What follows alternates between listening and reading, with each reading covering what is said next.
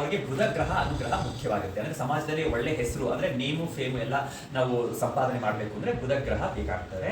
ಭಕ್ತಿಯಾಗಿ ಬುಧ ಗ್ರಹನ ಪ್ರಾರ್ಥನೆ ಮಾಡ್ಕೊಳ್ಳಿ. ಬುಧ ಗ್ರಹ ದೇವತಾ ಪ್ರೀತ್ಯರ್ತೆ ಪ್ರಿಯಾಂಗುಲಿ ಕಾಶ್ಮೇಯಂ ರೂಪೇಣ ಪ್ರತಿಮಾ. ಏನ್ ಮಾಡ್ಬೇಕು ಅಂದ್ರೆ ಗುರುಬಲ ಇರಬೇಕು. ಗುರುಬಲ ಇಲ್ಲದೆ ಯಾವ ಕೆಲಸನೂ ಆಗೋದಿಲ್ಲ.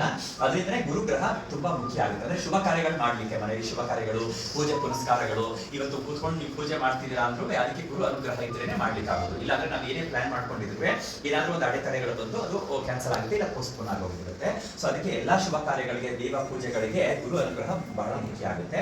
ಗುರುಗ್ರಹನ ಭಕ್ತಿಯಾಗಿ ಪ್ರಾರ್ಥನೆ ಮಾಡ್ಕೊಳ್ಳಿ. ದೇವಾನಾಂಚ ಋಷಿಗೋಹ ಮಹಾಗಣಪತಿಮವಾಹಯಾಮಿ. ಓಂ ಭೂರ್ಭುವಸ್ವಃ ಅಸ್ಮಿನ್ ಬಿಂಬೆ ಮಹಾಗಣಪತಿಮವಾಹಯಂ ಸ್ಥಾಪಯಾಮಿ ಪೂಜಯಾಮಿ.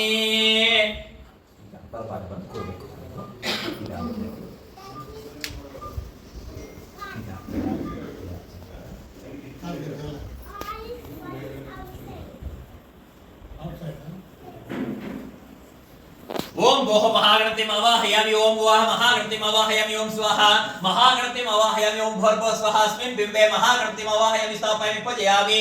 ಮಹಾಗಣಪತಿ ದೇವತಾ ಪ್ರೀತ್ಯರ್ತೆ ಧ್ಯಾಯಾಮಿ ಧನಂ ಸಮರ್ಪಯಾಮಿ. ಆವಾಹಯಾಮಿ ಆಸನಂ ಸಮರ್ಪಯಾಮಿ. ರತ್ನ ಸಿಂಹಾಸನಂ ಸಮರ್ಪಯಾಮಿ. ಅವರು ಸ್ವಲ್ಪ ದೂರ